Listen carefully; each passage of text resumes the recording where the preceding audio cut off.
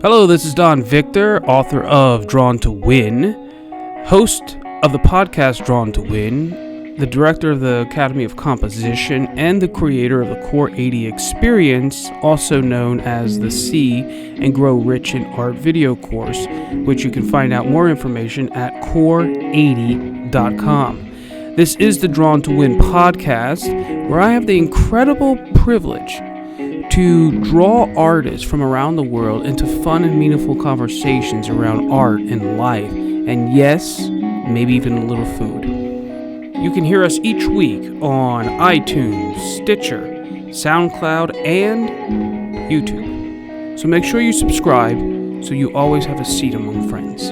Let's get into the show. So, Donna, tell us, what are you currently working on right now?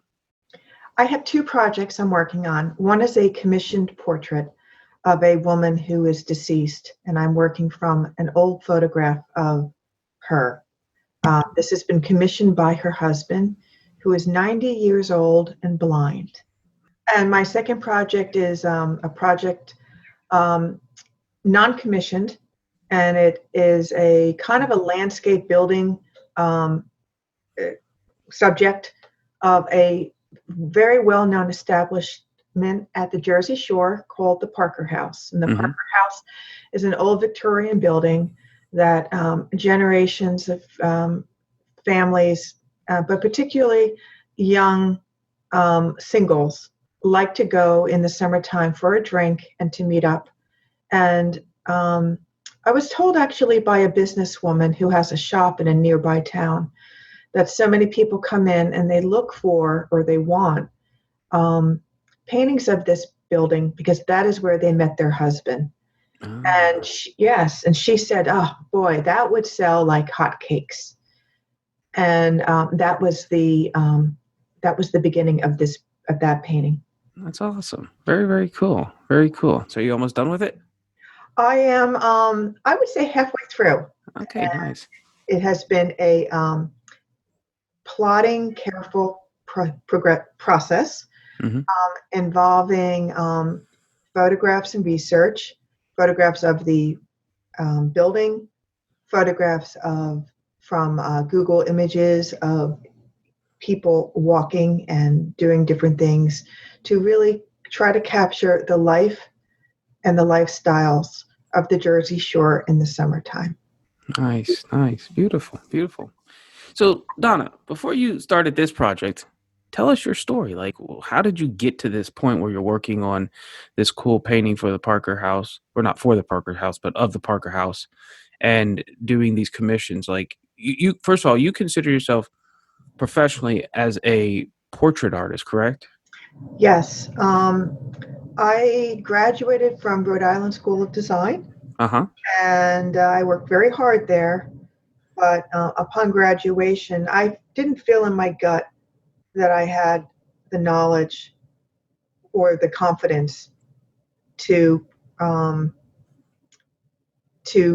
the art at the level that I felt I would have to do. However, I persisted. I took some more classes in the city, and I started walking around New York City, pounding the pavement with my portfolio, and then going to classes in the evening. And I felt actually most accepted, and I enjoyed for a while children's books because it was a large body of work in which there would be a series of images. And I illustrated two children's books published by Simon & Schuster, and one with William Morrow. And it was in the third book, in which it was a Victorian story, in which I painted as many as 150 different individual little watercolor portraits in this book. People posed for me.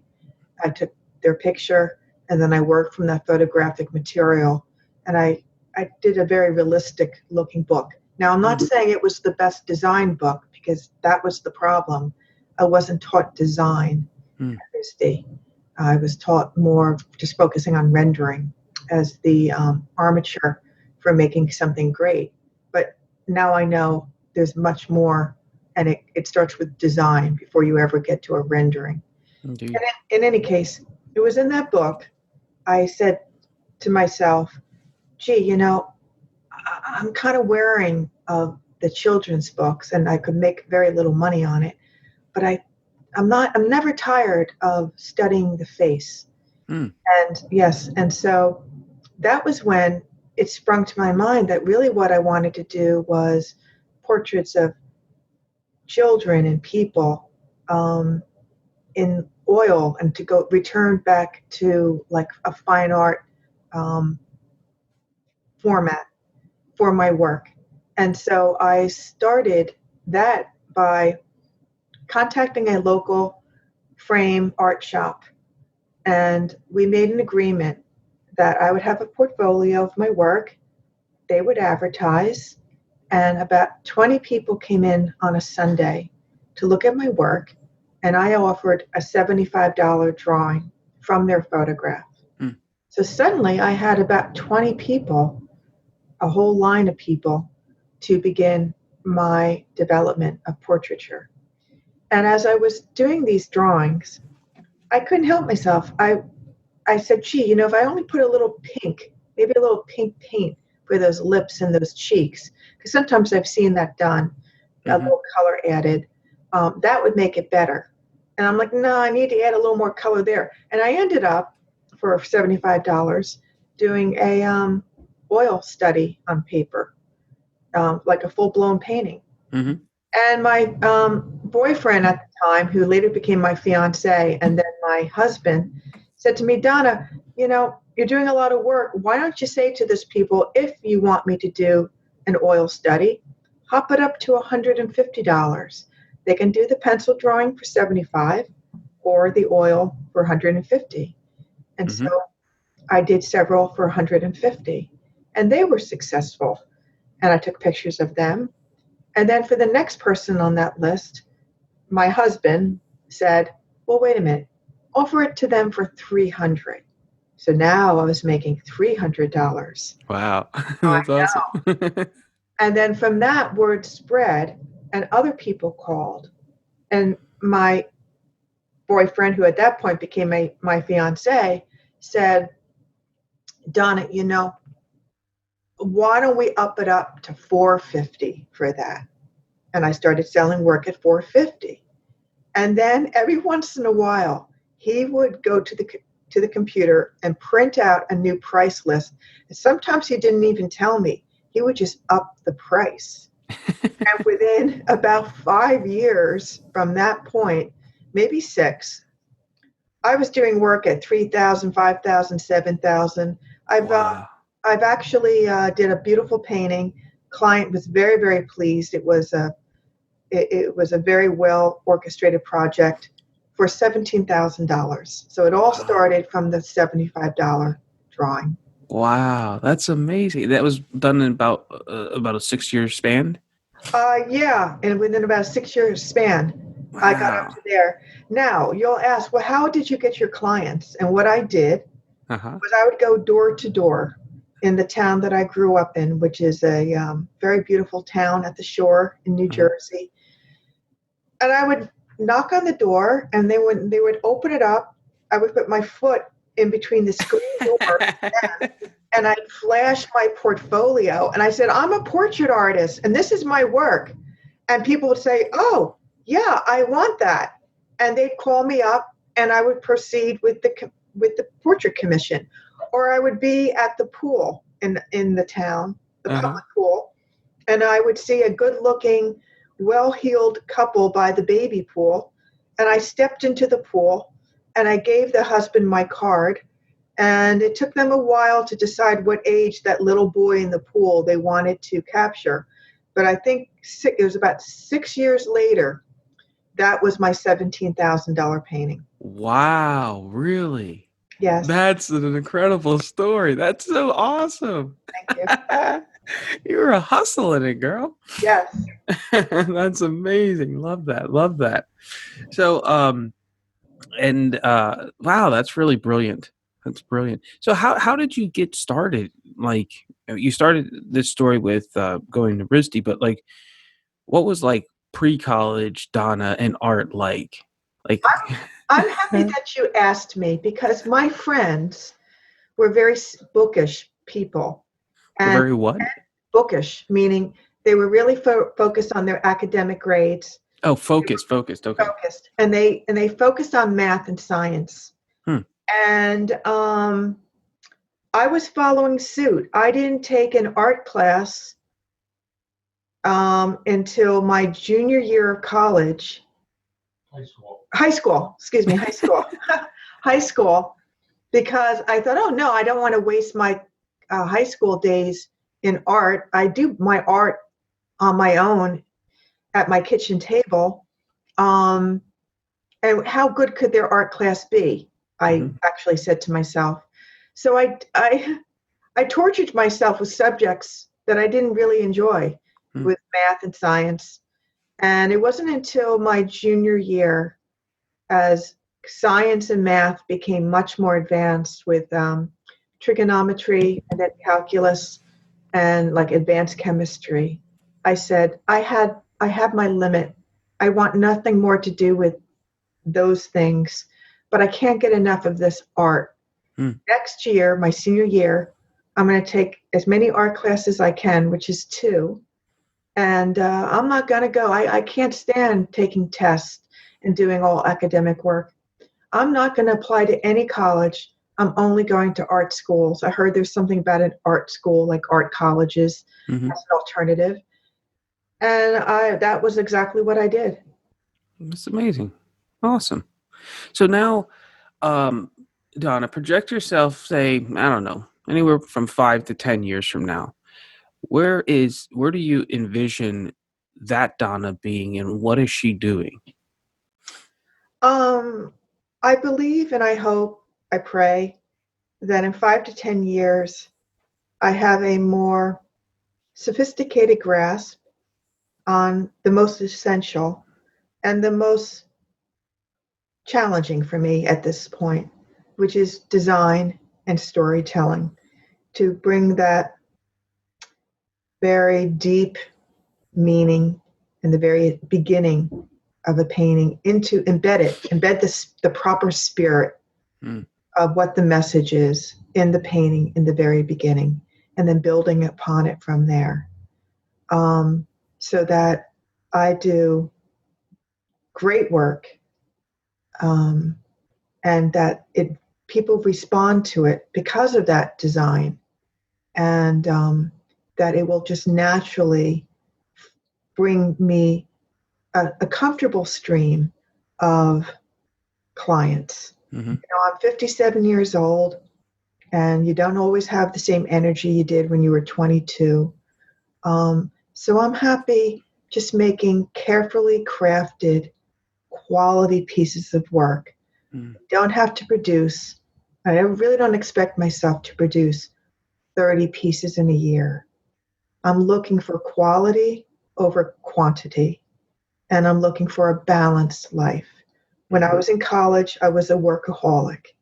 I would stay up all night, at least one night. I tried for 2 nights a week, and that was a very unhealthy choice. But I was searching so deeply to improve. I thought that was what you had to do as an artist.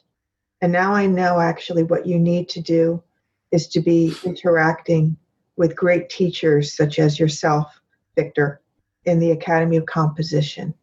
And that when you have the tools of knowledge, you can achieve what you want to achieve in a very smoother progression. And in the end, you win with a great piece of art that will resonate with many people. That's beautiful. That's beautiful. I love that. When you were saying that, I just kept getting this vision in my head of people dancing, and your ability to draw and paint is like dancing. It's the physical action, let's say, but the design and storytelling is the music. So without the dance changes. I mean, it's very difficult to dance without music, right? Yes. And so first hearing the music and learning how to get in tune with that story, and then being able to design it, which is really the transferring of that music into the dance. And Victor, I would actually say choreography. Oh, there, it's beautiful. All right, that's a more sophisticated word. But yeah, that's exactly right. Is the choreography? Yeah, beautiful, Donna. So, as a portrait painter, let me ask you, if you were going to uh, give some advice to someone, what's something that you like would share with them, either a tip, a trick, advice, insight into, you know, doing a really incredible portrait? Well, first of all, I kind of want to back into this. Mm-hmm. I think the best advice is to really feel in your gut what inspires you. What is going to inspire you enough to struggle and struggle more than you want to struggle many times. Um, and for some people, they find the great beauty and even the human spirit in landscape. It could be the country, it could be a cityscape. For myself, I love the human face, the soul, the expression of the human face and the human figure. And it's personal. And it's one of the hardest things to do. I mean, I can slave over a painting, trying to get that nuance where until I feel as if that mouth is going to open and say something to me, not right. And you can go back and forth on it. And so I think the most essential thing, no matter what your subject is to really get a sense of what is it in a subject that makes you want to stand there and struggle. And then you start to figure out, I think, from there, what is it that you want to say with the landscape? And then how do you bring that design into what you're trying to say? It's awesome.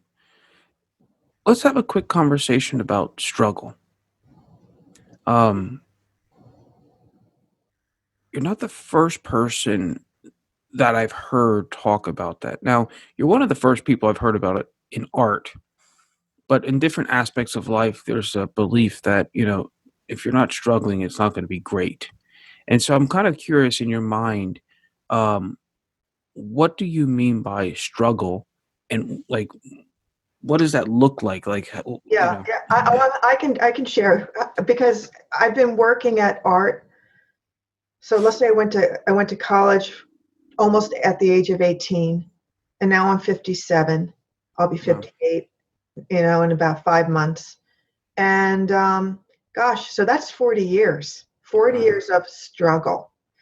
And the struggle is the struggle in trying to reach a goal, a Mm-hmm. high level of art that in your mind's eye you see. The struggle is also in being humble enough to say, no, I need to remain the student and learn the basics of design, color. It could be perspective, and doing that kind of school work. The struggle is in putting all this information together. The struggle is also in making a living out of this and the stress of pleasing the client, or if you are not working with the client, bringing your work to the public and working through a gallery and putting it all out there. And it could flop, it could succeed to some level, or it could be a great success. All of those things for me create a certain amount of anxiety. And anxiety for me is pain and it's struggle.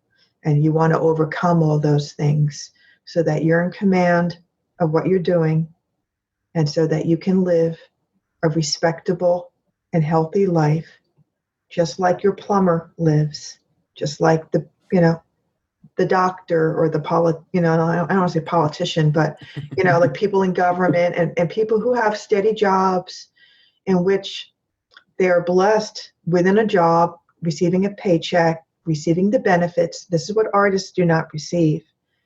They often are blessed with training on the job, and they're blessed with a certain security within that business or framework. Mm-hmm. We don't have that, and there's struggle in that. Mm.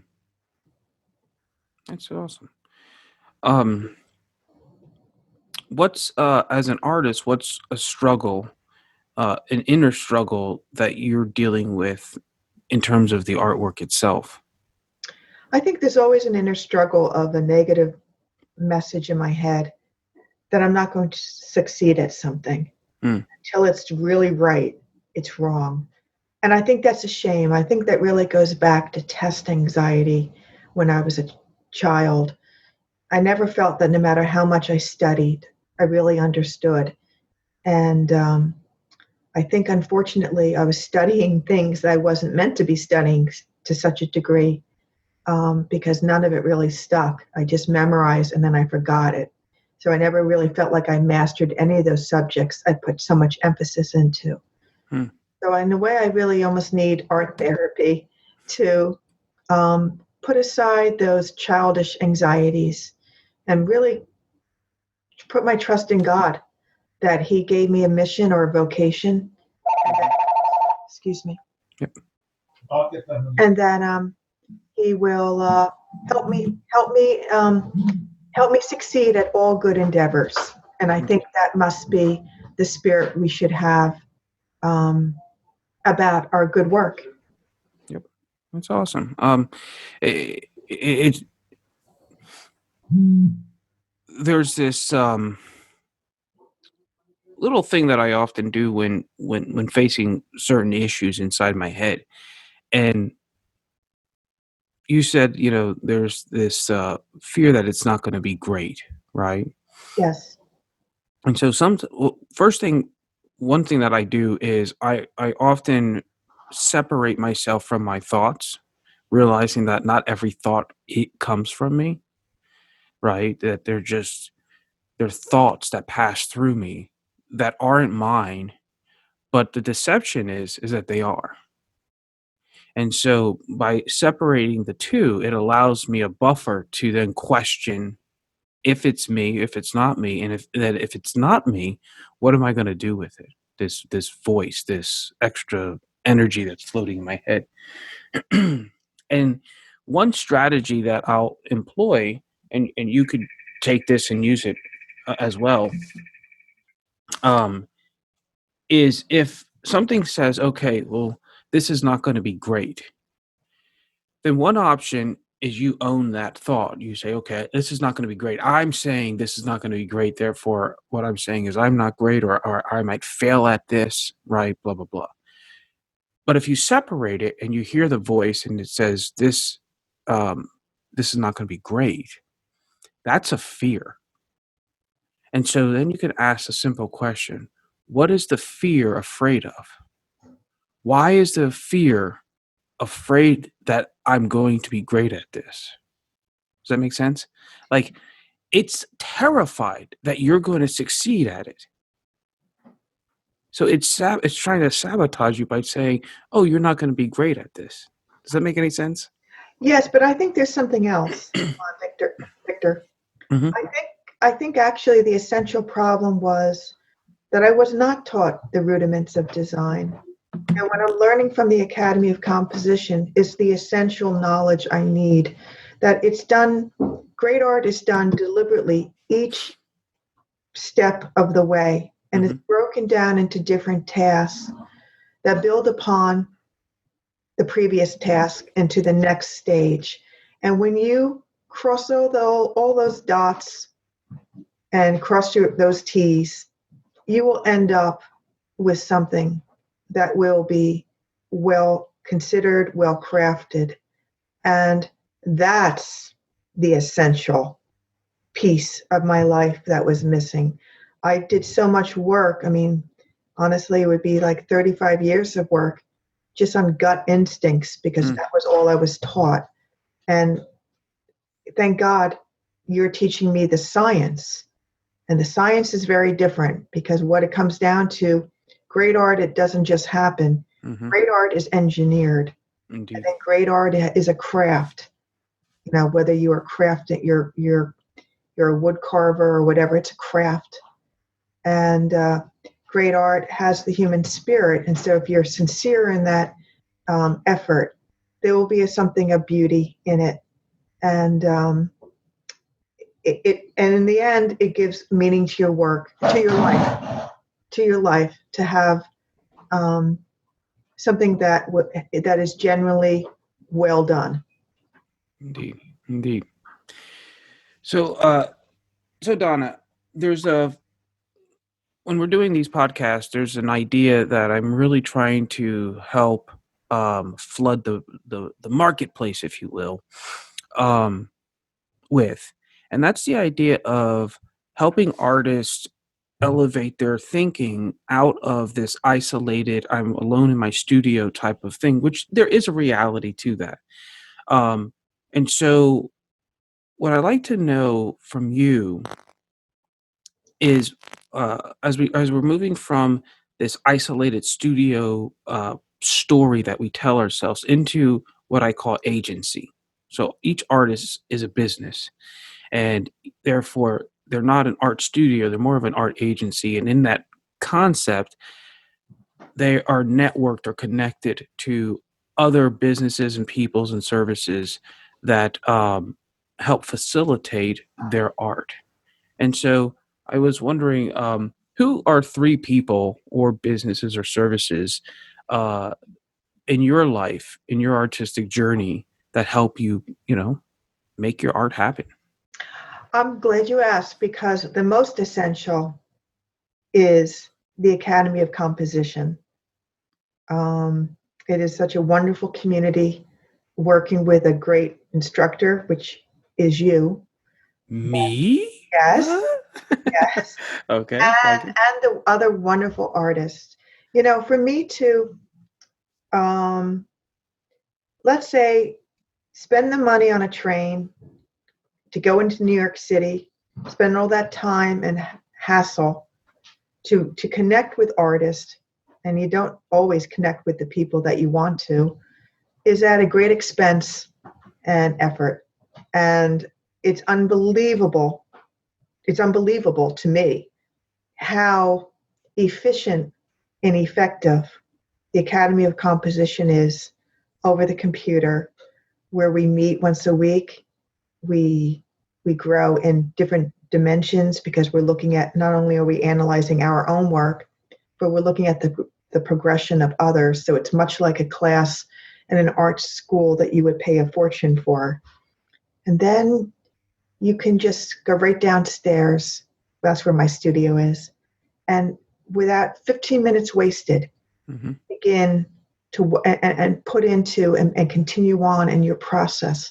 So artists need to be efficient. We need to use our resources and time well.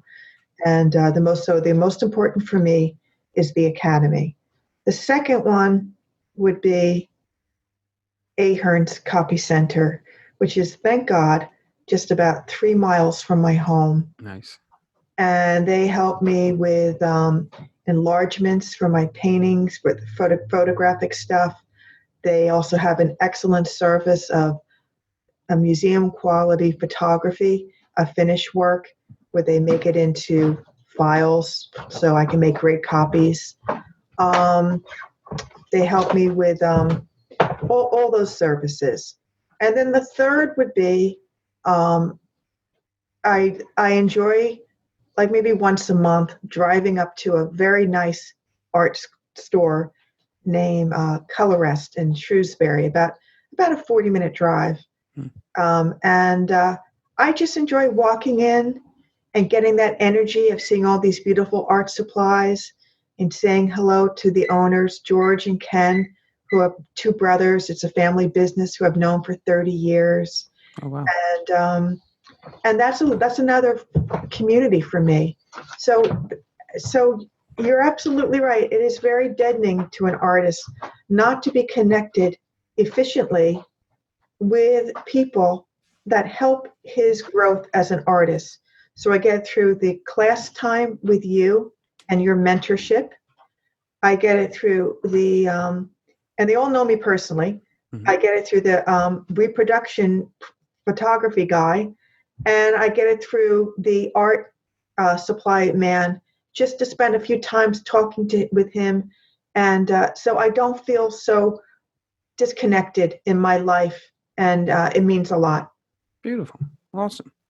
So now, the most important question that I have to ask you, and after this question, then what I'm going to ask you is, how can people get in contact with you if someone would like to commission you to do a portrait of them or their family, or just connect with you as an artist to an artist?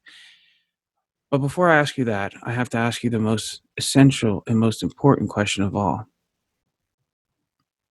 What's one of your favorite foods? Oh, goodness. You know, I'm glad you asked because I think about that from time to time. Well, I love a really good eggplant rollatini. I have no idea what in the world that is. What is? Oh, Do Victor, explain, please. You have to come visit. There's this little pizzeria place in Spring Lake in my hometown where I grew up. Uh-huh. And I'll tell you what, they make the best eggplant rollatini. It's okay, so it's an Italian food, and it's very thinly sliced eggplant, Mm-hmm. which is rolled, I'm sure, in Italian breadcrumbs. And it's probably very quickly seared on a very hot cooking surface just to give it a little crisp to it. And then it's a ricotta. Is it called ricotta, Kellen? Ricotta. Ricotta. A ricotta mixture of egg and maybe some Parmesan cheese. It's a soft cheese. Mm-hmm. It's put on it. It's rolled up.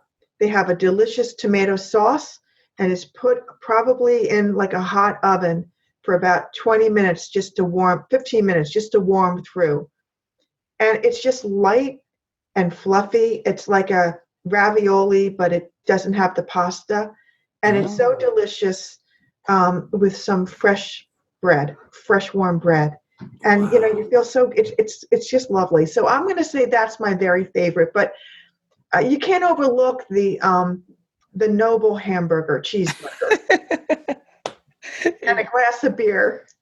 Indeed. Well, I'll tell you, I think in all of my life I've eaten eggplant once where I walked away and said, "Oh, that's interesting."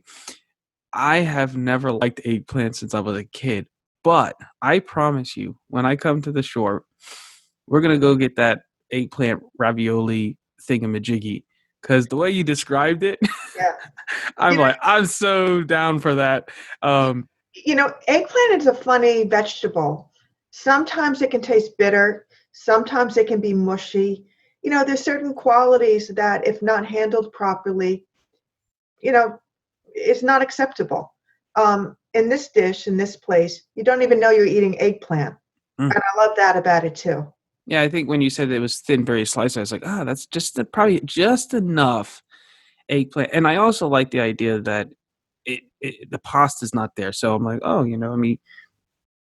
there's just a whole nother thing to it. Exactly. Like you don't walk, you enjoy it, and you don't have because we have to be careful about our diets. There's not a heaviness. Yeah. You don't feel like, oh, what did I just eat? I'm gonna go to sleep now. Yes, yeah. Which is great about Italian food. It's interesting with the hamburger. I had a friend in Germany, and she lived there. She's from the States, and she's been there. Oh, I don't know. I would say almost 10 years now. And every time she gets homesick, she has to go eat a burger. Yeah. Right. It just brings her back to the States. Oh, definitely. And when I was living in Portugal, I totally understood what she meant, because there were moments when I was just like, I want to be home. And the fastest way to transport was just to find a good burger somewhere. And it was just like, which strange in Portugal, the food is so inexpensive, except hamburgers. They're like ridiculously expensive. It's like, what? Is it because there's not a lot of cows? Well, they have cows. I mean, you can buy other kinds of meat and stuff. I don't know. Maybe it's because I don't really know why. But I mean, have you ever heard of Panera Bread? Yes. Okay. So in a Panera, for example, you could go in and get like a half a bowl of soup, right? And a half a sandwich and a drink. And you're probably going to pay, I don't know, about $13 here. Over there, there's a place called Portuguesa, which is very much like a Panera Bread. But you go in there and they give you like this, not a cup, but like a huge bowl of Mhm. soup, fresh soup, right? And a whole sandwich. Um, I used to get the one with the salmon inside. I mean, like these are like mega beautiful sandwiches, like gourmet sandwiches, and freshly squeezed orange juice, and not in a little glass, but like a big soda glass. Right. Freshly squeezed right in front of your eyes. Boom, and you didn't pay more than $5 for the whole thing, right? That's amazing. But then you go across the street to and buy a burger, and you're paying like $10 for a burger or whatever. Right. Now you could go to New York and probably pay $40 for a burger, but in Portugal to pay eight to $10 for a meal like that would be kind of like crazy. So I don't know why, but for whatever reason, everything was very inexpensive except hamburgers. So Maybe they're marketing an American icon, and they want to. I'm just guessing. They want to create the sensation that it's really like really good or something. good or elite. It's from Yeah. Americana. I could see that also as a tourist thing, like with people, because they know that Americans want to try a hamburger or whatever, and so Right. they're jacking the price up. So that makes total sense. But when I do come to the Jersey Shore, we're gonna go try that We eggplant are. thingamajiggy. And so Donna, let's wrap this up with sharing with us how can people get in contact with you. Do you have a website? Yeah, Email? I gotta really bone up on the computer side of things. I have a word blog. I Hmm. guess it is a blog. Um, and I do represent myself on Facebook. Now I'm not really posting. Portraits by Donna Ayers. Yeah, my husband just said portraits by Donna Ayers .wordpress.com. You can just do portraits.bydonnaayers.com. Oh, you can just do portraitsbydonnaayers.com. I like to keep things simple. I like people just to email me or to call me and say, Okay. I have an interest in a portrait. And then I love to discuss what their thinking is, what they want, how large, how many people. Do I take the photographs or I'm going to design something from their photographs? Hmm. It was really very simple. I like direct contact. So, would you primarily like to work with people that you can meet with physically? Like, I've done great paintings where I never met the okay. people, just over the phone, and um, And you know, what's your process like? Let's say somebody wants to get in contact with you to do a portrait. Like, how would that relationship go? I mean, just like a basic outline so that they have an idea of what that process would be. sure. If I can travel or if I have to travel to their home to take photographs, I use a video camera so that I get Mm, a lot of good material. A nuance is sometimes all I want from that. I break that video down into 1/10 of a second frames. It can produce 300 photographs for one portrait, and then from there I narrow it down to maybe just a few photographs, and then proceed. Or people have photographs they want me to work from. I mean, they could be overseas. The client could be overseas. It could be in California. It's more practical for me to work from their photographs. I believe people take great photographs of their family members, and it may need some tweaking or certainly designing as I'm learning with the academy, but there is often great material there, and we just proceed. So my process is photographs, which lead to then design, which lead to a more finished sketch concept.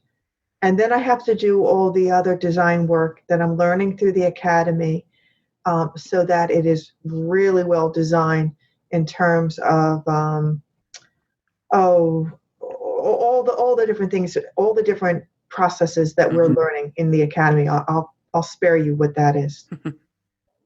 That's beautiful. Excellent, excellent. All right, Donna. So, well, thank you for your time, Thank and you. Thank you for asking me, Don Victor. thanks to Kellen for being part of the conversation as well. Yeah, we'll see you soon, God and bless. we'll wrap it up. All right, be well. Bye. Thank you. Bye-bye. Ciao. Hi there, my name's Lori Calabrese. I'm an artist from Pennsylvania, and I wanted to share with you why I took Core 80 and what I got from it. So I took Core 80 because I wanted to improve my skill set as an artist, right? I wanted to get to the next level. And while my art has been well received, I feel that my art lacks a level of elegance and sophistication that I want it to have. And I knew to get to that level, I would have to improve my composition and design skills. So I enrolled in Core 80. In Core 80, we took deep dives into masterpieces. We analyzed line, brush strokes, spacing. We analyzed relationships between all the components of the piece. We started seeing the relationship, that main focal point, whether it's a face, an arm, a flower. We started seeing the relationship that has with something on the other side of the painting that is not even noticeable. And it's amazing. So we drew these relationships, and we drew and we drew and we analyzed. And you saw what you ended up seeing. What unfolded was the intent behind the masterpiece. You got into the artist's head. It was amazing. It was exciting. I felt connected to masters in a way that I never have before. And I was so excited. And now I have the skill set, right? I have the skill set. I have the concept behind it. And I can apply these techniques to my work. So now I will use this, and I will use these skills to take the story that I'm painting, right? Why am I painting a piece? What is my intent? What is the story that I'm getting across? And I will use these design concepts to lead the viewer into my story. And while the viewer, they might not be able to understand all the relationships that I created, the subconscious will put the pieces together. So I'm very excited, very happy, and I look forward to watching my work become sophisticated and elegant. In just 30 days, the Core 80 experience teaches you to decode the intentional design underneath great masterpieces. Through video lessons, assignments, and feedback, you learn to recognize the underlying structures like thrust maps, echoes, and gamuts that give master compositions substance and gravitas. Knowing how master artists and illustrators compose their artwork unlocks your ability to give your artwork more meaning and energy. Enroll today and get a 7-day no-hassle money-back guarantee at core80.com.